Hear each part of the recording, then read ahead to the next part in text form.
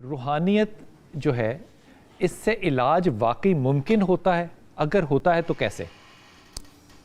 بسم اللہ الرحمن الرحیم۔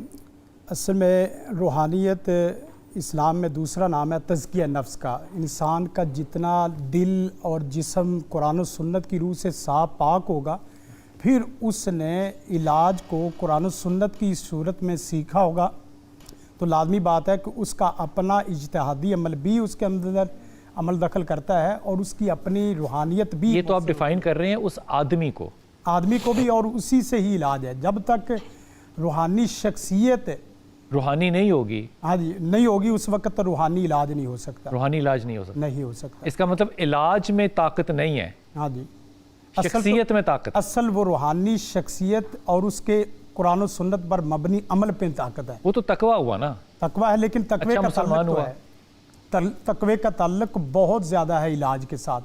اگر جس وقت آپ کہیں گے کہ میں علاج شرعی کرتا ہوں، نہیں شرعی علاج نہیں، روحانی علاج۔ روحانی علاج شرعی علاج ہے۔ دیکھیں روحانی علاج کی اگر اصطلاح کو دیکھا جائے تو شرع میں قرآن و سنت کی روشنی میں روحانیت کا اس طرح لفظ نہیں ہمیں ملتا۔ اچھا، روحانیت کا جو بدیل اچھا بہترین لفظ ملتا ہے وہ قرآن مجید میں اصل تزکیہ ہے، اور رسول کائنات کے یہ بنیادی فرائض میں سے ہے۔ ٹھیک ہو گیا، کہ انسان کو تزکیہ اس کا کر کے اس کو روحانی بنانا۔